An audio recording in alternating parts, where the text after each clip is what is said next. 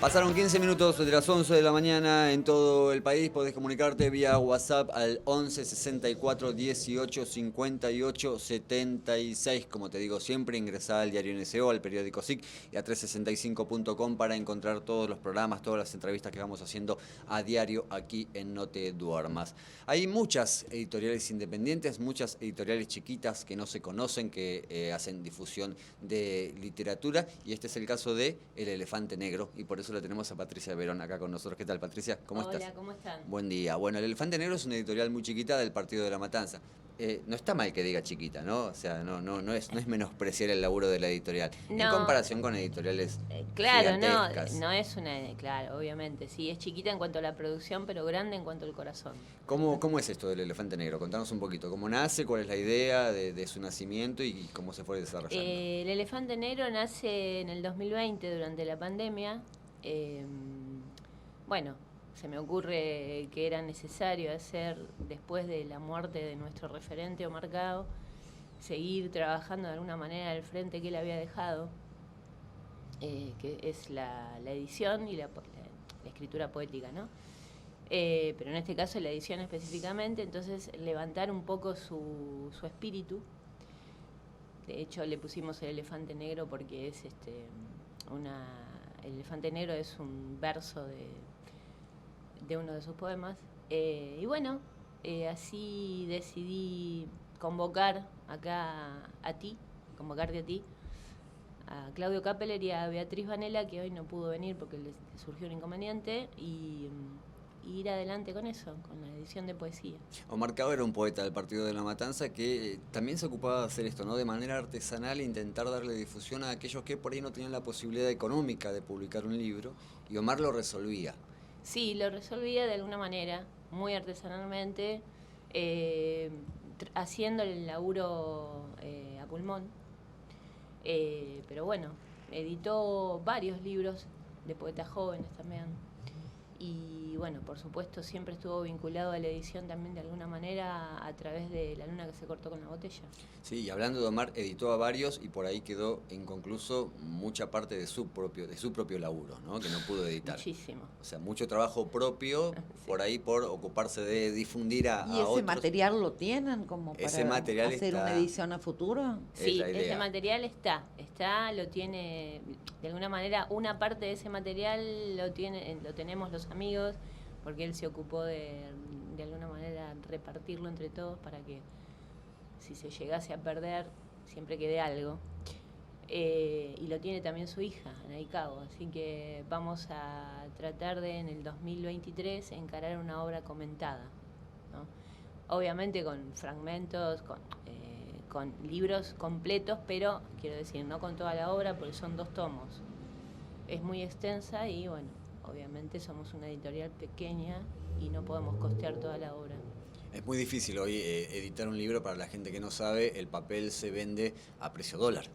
Entonces, obviamente, la imprenta cada vez va aumentando sus precios varias veces. Eso que comentamos anteriormente de la telefonía celular, la televisión por cable, bueno, pasa exactamente lo mismo con el papel.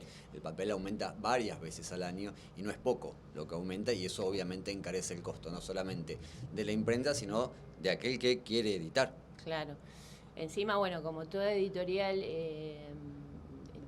digamos, de movimiento pequeño como la nuestra, nosotros hacemos también todo pulmón, o sea, la diagramación no se cobra, el trabajo de selección y de curaduría no se cobra. Entonces, de alguna manera, también eso nos permite seguir adelante. Sí, en realidad eso fue lo extraño cuando Patricia comenta que tenía esta idea de... Se me hace difícil hacer la entrevista porque yo formo parte de la editorial, entonces se me hace un poco complicado. Usted puede preguntar más que yo en este caso. Claro. Pero cuando Patricia me llama un día y me dice, mira, Claudio, tengo la idea de largar una editorial de esta manera, automáticamente le digo que sí, que quería participar. Pero ¿cuál fue mi idea original cuando recién me lo dice?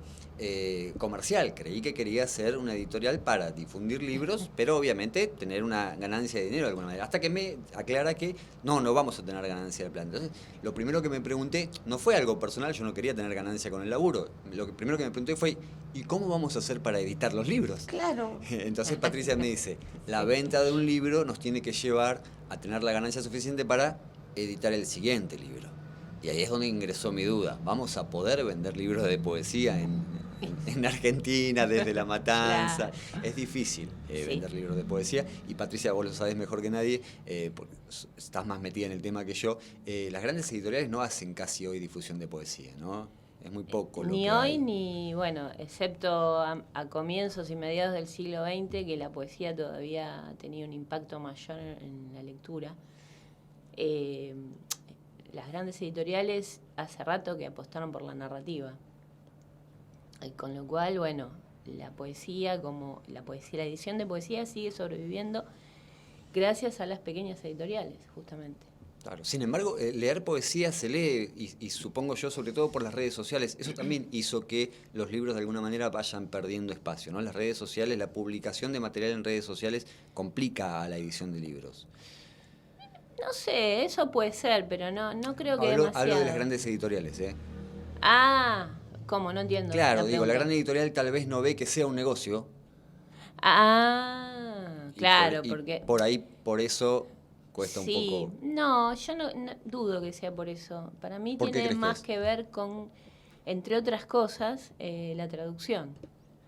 Porque la traducción está, digamos, de alguna manera homogenizada o centrada en determinados países. Entonces se traducen más obras de determinados países y se traducen obras que se sepa que van a poder ser vendidas. Por ejemplo, los que ganan un Nobel o las que ganan un Nobel. Entonces se trabaja, o las personas que tienen determinada Claro, pero escritura eso que tiene- se destaca. Tal cual, tiene un valor agregado en lo que hace a la difusión y a la publicidad de la obra, se me ocurre, ¿no? ¿Qué cosa? ¿Tener un premio, esas cosas? Utilizar el trabajo de alguien que haya ganado un premio Nobel. Tiene un Sí, valor es agregado, mucho. de hecho. Y sí, es mucho. Digamos, las grandes editoriales lo que...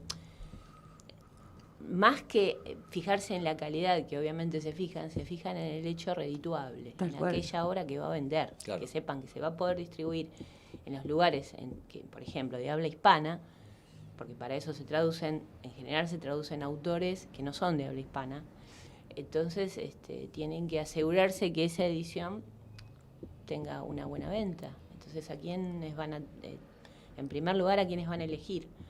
Van a elegir a los autores que se dedican a la narrativa, que es lo que más se vende y es lo que más se lee también.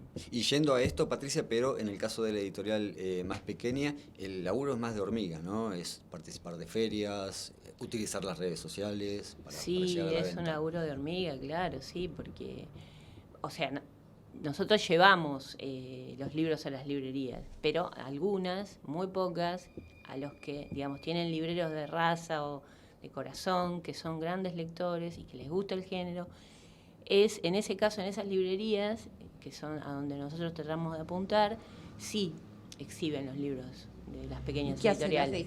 Dejan el material en comodato, no sé cómo se dice. Claro, los dejamos a consignación. Consignación. Y lo importante, lo que se busca es que esos libros se exhiban para que la gente que entra a la librería los vea.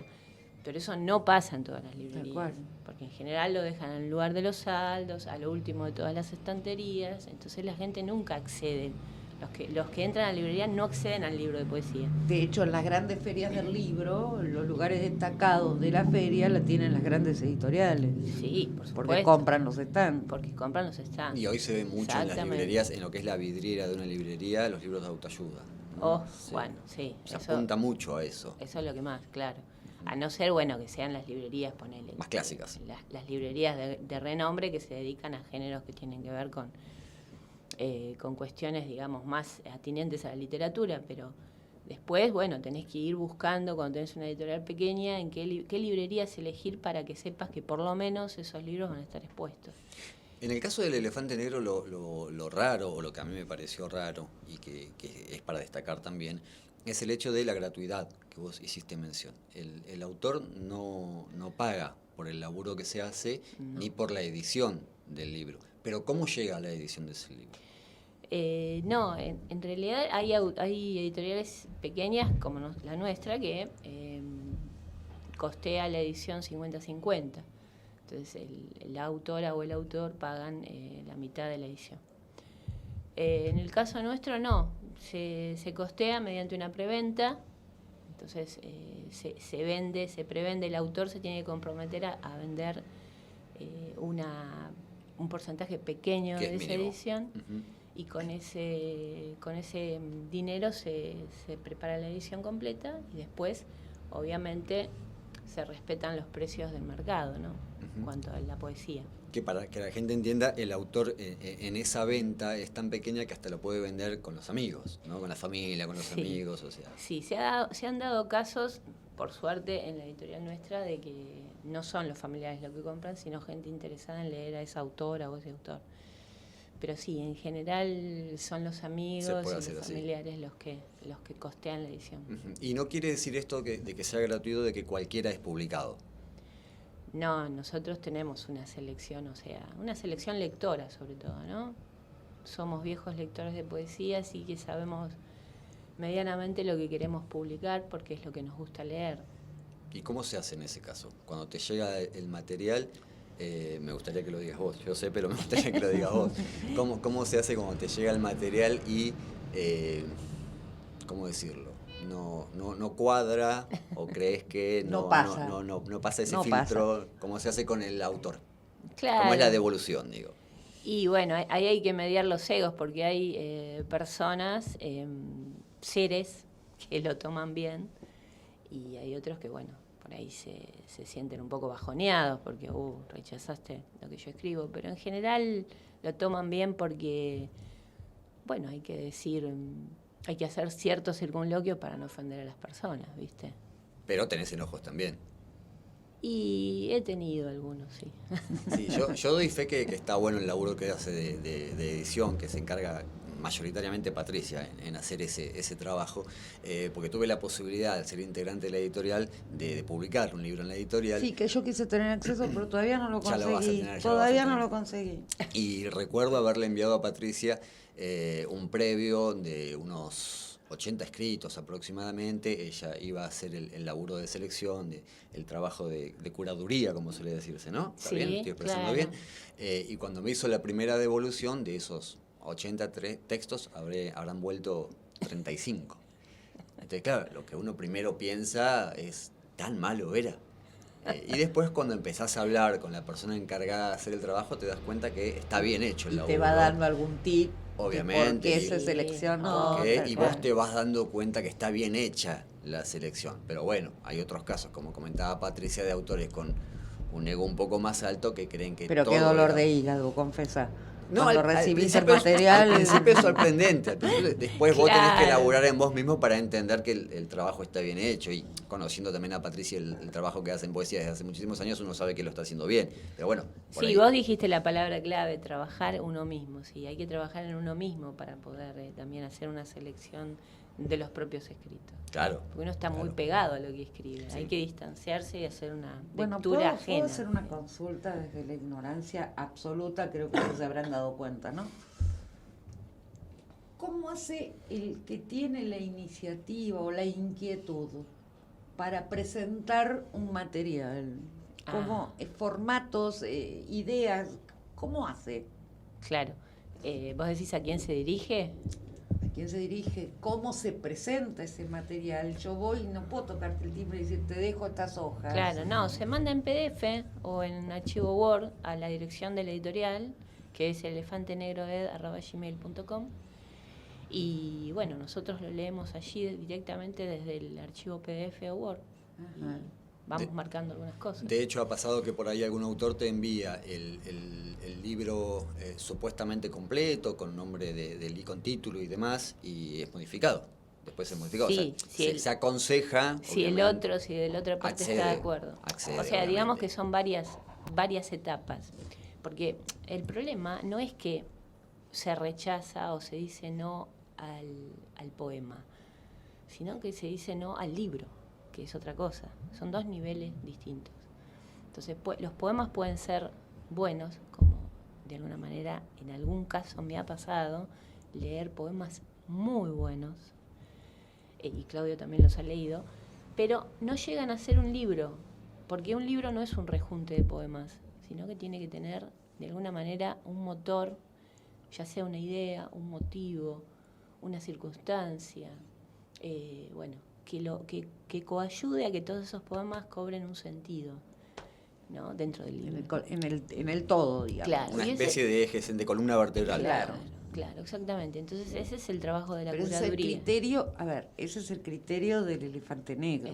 Sí, porque hay otros que no es así. Sí, es el criterio del elefante negro y en general de todas las editoriales de poesía. Ajá. Las pequeñas editoriales de poesía. Excepto, algunas que en este caso en general cobran porque tienen más bien una finalidad económica. Es comercial, claro. Hay una diferencia. En redes sociales se ve mucho esto te imprimimos tu libro, ¿no?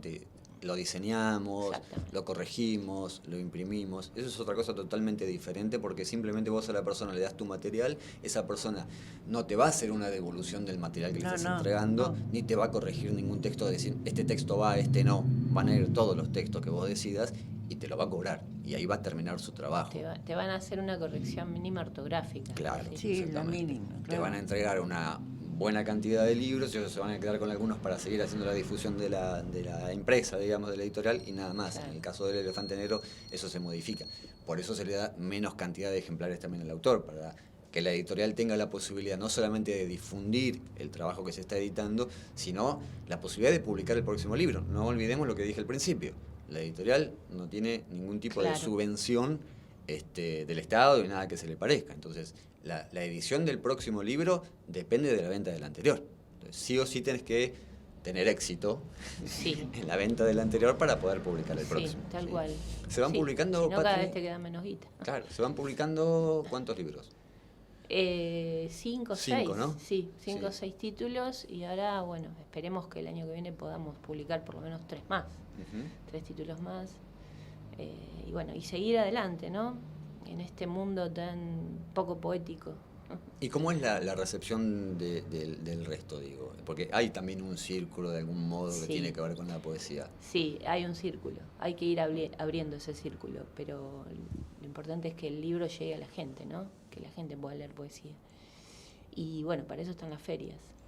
Y la recepción ha sido buena hasta ahora, ¿viste? Obviamente es mejor, es más visible la recepción cuando el autor o la autora son poetas que ya tienen, digamos, una cierta circulación en las redes. Porque, eso ayuda mucho, ¿no? También. Inclusive a que se enteren y a que compren, hagan la preventa. Y esos impactan más. Pero igual se publica también por calidad estética y no solamente porque impacte o no el libro. Está bueno lo que se hace también, lo comentábamos con Mónica hace un tiempito, en la Feria del Libro de la Matanza, porque se le dio un espacio, tanto al elefante negro como a otros sectores vinculados a la literatura. Sí, la última Feria de la Matanza estuvo mejor que la primera. Nosotros participamos en 2 nada más. Estuvo mejor organizada, había otros criterios, había otros convocados. Hubo charlas en vivo con referentes de la literatura femenina importante. De hecho, se le dio un espacio a la editorial para hacer algo en uno de los salones, cosa que antes no pasaba. Claro, después hicimos la lectura, el homenaje a Omar, claro, por eso digo. Yo hice una lectura junto con otros colegas poetas de la zona de Matanza, hicimos una lectura abierta. Sí, antes cuando recién había arrancado la Feria del Libro Municipal, se veía que tenía este tinte más, o que por lo menos así parecía, ¿no? Más comercial, por decirlo de algún modo, ¿no? Sí, eran convocadas las editoriales. No, convocaban, en su gran mayoría convocaban a las librerías. Sí. Pero librerías comerciales, en su gran mayoría. Librerías comerciales y librerías, sí, que por ahí venden pero algo de literatura. Textos escolares, por ejemplo, había editoriales de las conocidas, las que tienen salida en las escuelas, en las rutinas escolares. Se fijaban de algún modo a ver quiénes iban a vender más, por decirlo de algún modo, ¿no? Por resumirlo. Claro, no, y sobre todo también, creo yo, no estoy en el brete de la política cultural, pero creo que se debe también a una gran ignorancia, o falta de conocimiento de cómo es el movimiento de las editoriales, ¿no? Entonces, a medida que pasa el tiempo, se va adquiriendo experiencia. Sí. Claro, la gente que labura ahí va teniendo otras redes y otros contactos y entonces convocan. Sí, de hecho, no solamente pasa en el caso de la Feria del Libro, hay muchos que escriben, que forman parte de la literatura de La Matanza y no son tenidos en cuenta en un montón de cosas que se hacen desde el municipio. Sí. Tal vez por desconocimiento, como dice Patricia. Claro. Omar Cabo era una persona que laburaba mucho por la literatura de La Matanza y nunca tuvo ningún tipo de participación en un evento que tuviese que ver con el gobierno. Sí, lo que pasa es que también Omar es de una generación en donde la corriente, la conexión entre el que escribe y el que finalmente lo publica era mucho más costosa, porque era más difícil enterarse, era todo mucho más invisibilizado, o sea, en un círculo muy cerrado. Eran los que conocían, pero con la explosión de las redes, en un año alguien se hace un perfil y entra a publicar poesía, y los lectores de poesía lo entran y si gusta, llega. Claro. O sea, es fácilmente visibilizado. Eso me parece fantástico.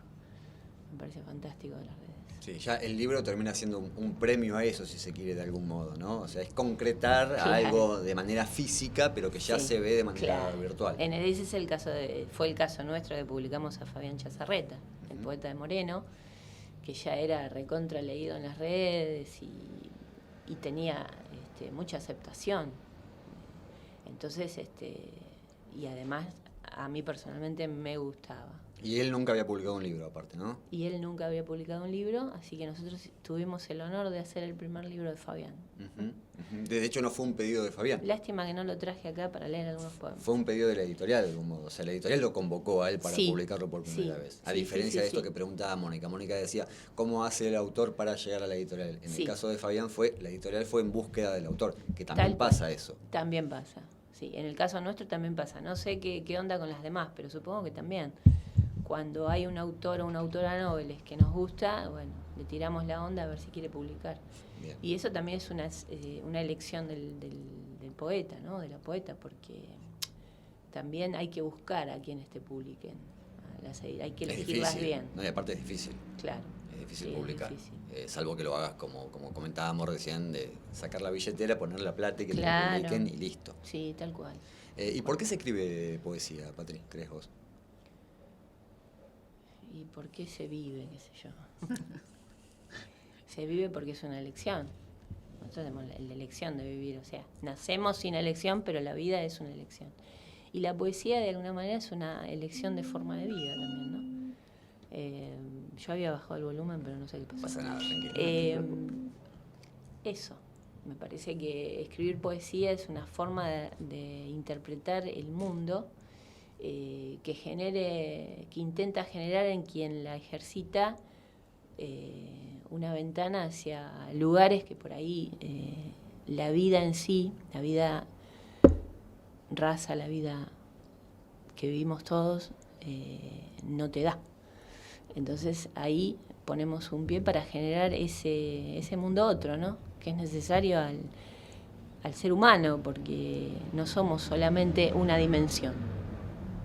Patri, gracias por venir. No, por favor, gracias a ustedes por invitarme. Me encanta que hagan la radio y los escucho. Patricia te iba a decir eso, Patricia es oyente del programa.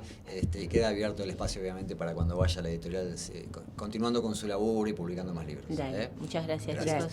Patricia Verón, de la editorial El Elefante Negro. Faltan 22 minutos para las 12 del mediodía. Quédate, ya volvemos.